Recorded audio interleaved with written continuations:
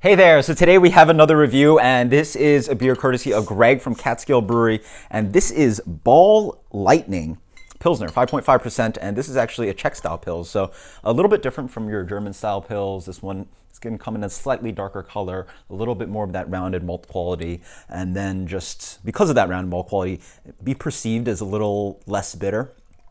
Not as sharp and dry. So yeah, I'm really excited. I mean, what's better than fresh pills? So let's dig into the beer.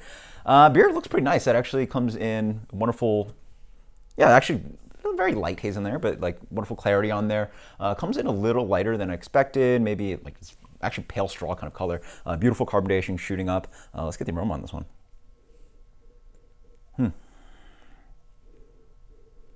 Smells very nice and crisp, a little bit grassy, a little bit floral. Definitely not picking up on the huge butter notes that I actually get from Pilsner Urquell sometimes. So one of the signature things in Czech pils, and especially Pilsner Urquell, is a high volume or detectable amount of diacetyl. And it's actually hard for me to get away from that sometimes when I'm having Pilsner Urquell, but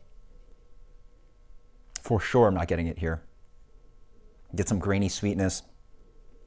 It smells really nice and crisp. Cheers.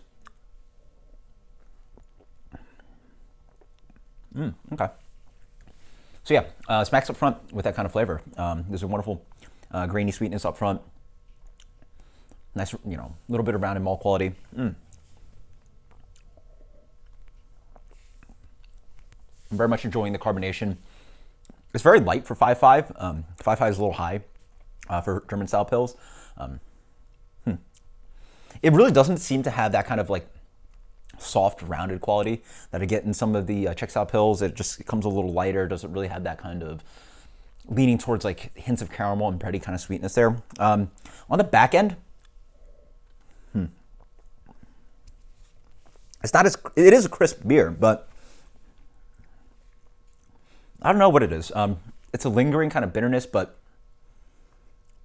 how about this? It's a flavor that I obviously need to work on this and really have to find the specific correct word for it, but it reminds me a little bit of the aftertaste that I get in something like a homebrew. So it might be the hops laying on the beer for too long on dry hopping.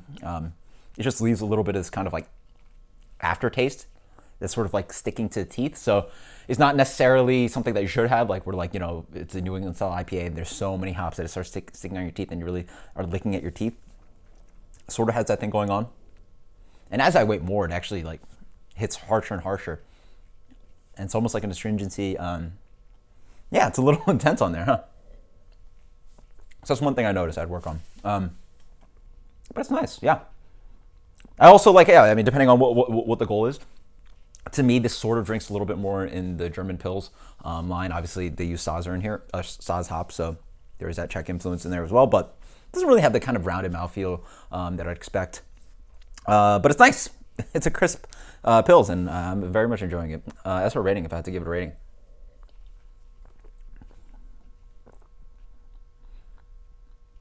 yeah, I'm liking the sweetness on there. It's pretty restrained. Get a little bit of the grassiness, and then boom, that kind of aftertaste lingers a little bit for me. But if I had to rate this beer,